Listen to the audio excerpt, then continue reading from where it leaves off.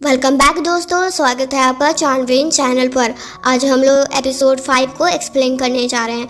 अब रैन घर पर लीडी से अभी कुछ नहीं कहती है उस बारे में, और लीडी कल रात के लिए रैन से माफ़ी मांगते हैं और रैन उन्हें माफ़ कर देती है। फिर रैन ये भी कहती है कि वे अंकल और आंटी से आज मिलने गई थी और उन्होंने कुछ सुबह के बारे में मुझे बताया है। और ये बात सुनकर तो लीडी थोड़ा परेशान हो जाते हैं, क्योंकि उन्हें लग रहा था कि कहीं उन्होंने कुछ बता ना दिया हो। पर वे अपने आप को कंट्रोल करके और डिटेल रैन से पूछते हैं, पर रैन आगे कुछ भी नहीं कहती है अब।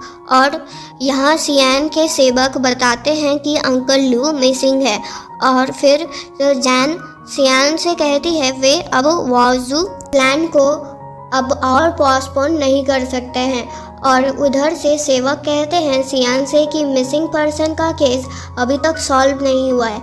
फिर सियान सेवक से क्रिमिनल का स्केच मांगते हैं, जिसे देखकर तो ऐसा लग रहा था कि कोई कार्टून कैरेक्टर का फ़ोटो ड्रॉ किया है।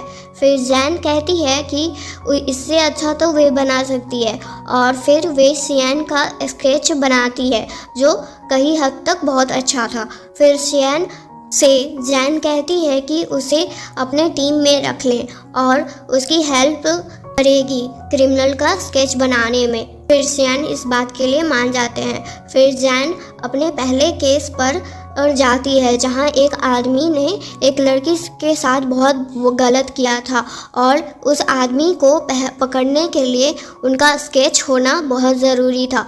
और इसलिए जैन उस लड़की से उस आदमी का हुलिया जानने के लिए उसके पास गई थी, पर वे लड़की अभी बहुत ज़्यादा डरी हुई थी। फिर जैन को कुछ अपने बारे में बताती है, जिससे उस लड़की को लगे कि सामने वाला उससे कोई हर्ट नहीं करना चाहता है। और बाहर सियान ये सारी बात सुन रहे होते हैं, और उस लड़की को लग रहा था कि जैन उन्हें कुछ हार्म नहीं पहुंचाएगी। तब वे जैन का बात सुन रही होती है और फिर उससे कुछ बात भी करती है। फिर जैन उनसे प्रॉमिस करती है कि जिसने भी उसके साथ ये सब गलत काम किए थे उसको जल्द से जल्द पकड़ाएगा और उसको बहुत बड़ी सज़ा भी मिलेगी। और अब जैन उस आदमी का फेस बनाकर बाहर ले आती है और सियान को दे देती है। और अब गाड़ी में जैन सियान से माफ़ी मांग रही थी, क्योंकि उसने उस लड़की से कुछ ज़्यादा ही बोल दिया था, पर सियान उनका कोई भी बात सुनने को रेडी नहीं थे। और इधर रैन की सेविका मेडिसिन के स्टोर पर दवा लेने आई हुई थी, पर बाहर स्वैन उससे वे ले लेते हैं दवा।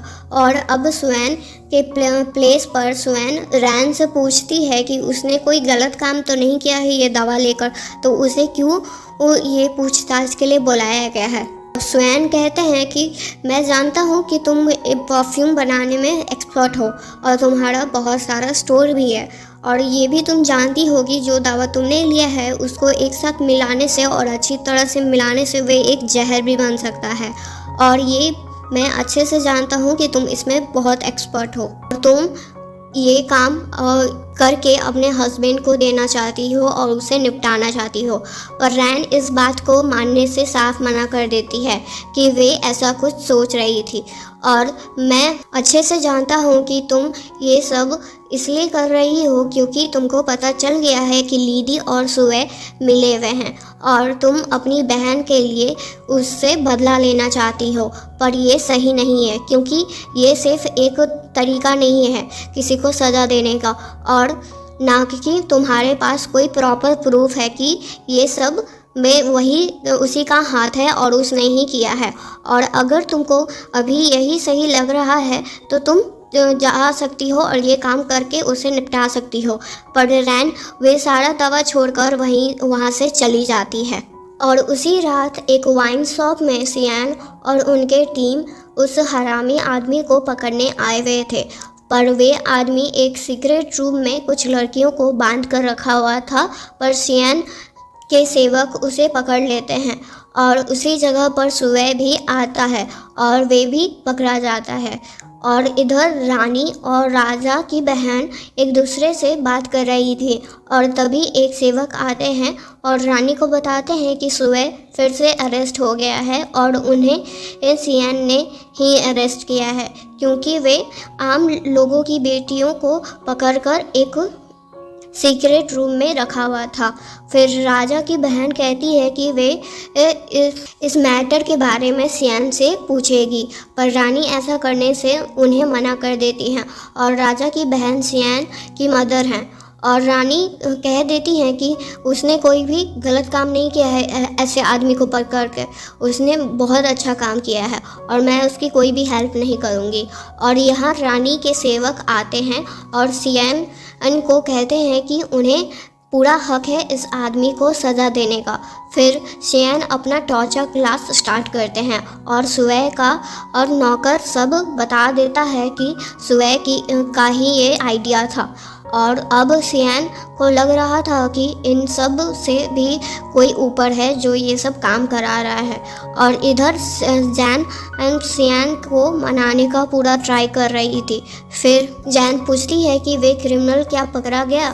सियान कहते हैं हाँ, वे सुबह है और वे इस बार पकड़ा गया है और उसे इस बार मौत की सज़ा हुई है। ये जानकर तो जैन बहुत ज़्यादा ही खुश होती हैं और उन्हें अब छुपके से रहना नहीं पड़ेगा सबसे। पर अभी सियान जैन को अपनी सिस्टर से कुछ भी बताने से मना करते हैं और साथ ही ये भी बताते हैं कि उनके ब्रदर इन लॉ का भी हाथ है इन सब में, इसलिए उन्हें बताना सही नहीं होगा।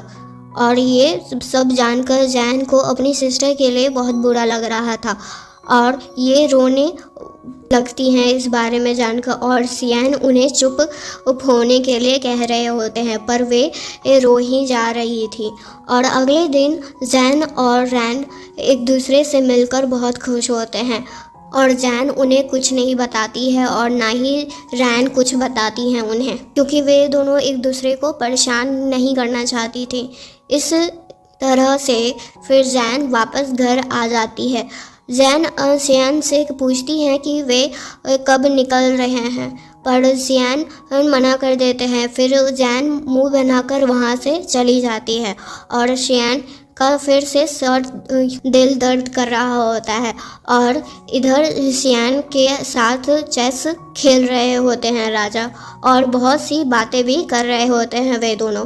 फिर सियान वाओजू जाने के लिए राजा से परमिशन मांगते हैं और ट्रिप में, और इसीलिए शायद उस कंस्ट्रक्शन प्लान में कुछ पता लग सकता है और ये केस को सॉल्व करने में हेल्प भी हो सकता है और उसे अच्छे से प्रूफ भी कर सकते हैं।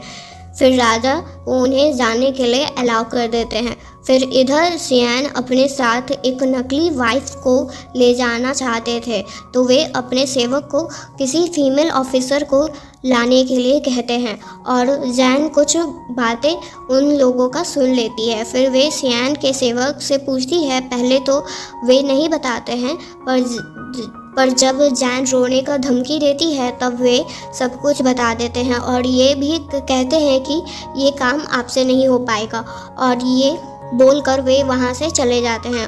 और इधर रैन अपनी मदर इन लॉ से मिलने आई होती हैं, पर वे वहाँ तो नहीं होती हैं, पर रैन अपने हस्बैंड का कपड़ा देखती हैं जिससे एक स्मेल आ रहा था परफ्यूम का, जो उनके ही स्टोर से लिया गया था और उन्होंने ही ये परफ्यूम को भी बनाया था। फिर वे अपने स्टोर पर देखती हैं एक अकाउंट बुक में जिसने ये परफ्यूम लिया था। फिर वे उसी घर के बाहर एक बॉक्स रख देती हैं और उस घर की सेविका गेट खोलकर और जब देखती है तब वे मालिक को बुलाती है और वे लेडी फिर बाहर आती है और वे बॉक्स देखकर बहुत खुश होती है, क्योंकि उसे लग रहा था कि ये लीडी ने उसे दिया है। और ये सब कुछ रैन देखकर बहुत ज़्यादा ही उदास हो जाती हैं और रास्ते में रैन स्वयं से मिलती हैं और वे रैन का हालत समझ रहे थे। फिर वे रैन को लीडी को छोड़ने के लिए कहते हैं, पर रैन उन्हें उनके घर के मैटर से दूर रहने के लिए कहती है। और इधर जैन लड़के का भेष बनाकर एक जगह पर जाते हैं, पर वे लेडी समझ जाती है कि वे लड़का नहीं लड़की है। फिर जैन पूछती है कि कैसे एक वाइफ बन सकते हैं और इसके बदले वे बहुत सारे पैसे भी देगी। तब वे लेडी खुशी खुशी जैन को बताने लगती है कि कैसे एक वाइफ की तरह बिहेव कर सकते हैं और बन सकते हैं। और अगले दिन जैन अपने न्यू गेटअप में सियान के पास जाती हैं और उन्हें मस्का भी लगा रही थी, पर सियान उन्हें ले जाने के लिए अभी तक रेडी नहीं हो रहे थे। फिर जैन सियान से कहती है कि अगर वे उन्हें यहीं पर छोड़ कर जाएगी तो उनको बहुत बुरा लगेगा, जिससे उनको भी बहुत प्रॉब्लम हो सकता है और वे उसके साथ अगर रहेंगे तो वे सेफ भी फील करेगी और साथ ही बहुत बेनिफिट भी है, क्योंकि वे अंकल लू को अच्छे से जानती है तो उसमें प्रॉब्लम नहीं होगा और अंकल लू सब कुछ अच्छे से बता भी देंगे और उसे ड्राइंग भी आता है, तो वे उसके टीम में होने के लिए एक परफेक्ट इंसान है। फिर फाइनली सियान हाँ कर देते हैं और ये बात जैन अपनी सेविका को भी बताती है और बताते हुए बहुत खुश थी कि वे भी जा रही है। पर तभी वहाँ पर सियान की मॉम आती हैं और जैन को वहाँ से जाने के लिए कह देती हैं और जब जैन कुछ बोलना चाहती थी तब उनकी सेविका जैन को एक थप्पड़ मार देती हैं। थैंक यू दोस्तों, यहाँ तक ये एपिसोड का एक्सप्लेनेशन सुनने के लिए। अगर ये वीडियो आपको पसंद आए तो प्लीज़ उसको लाइक एंड सब्सक्राइब ज़रूर करें और अपने दोस्तों के साथ भी शेयर करें। Thank you.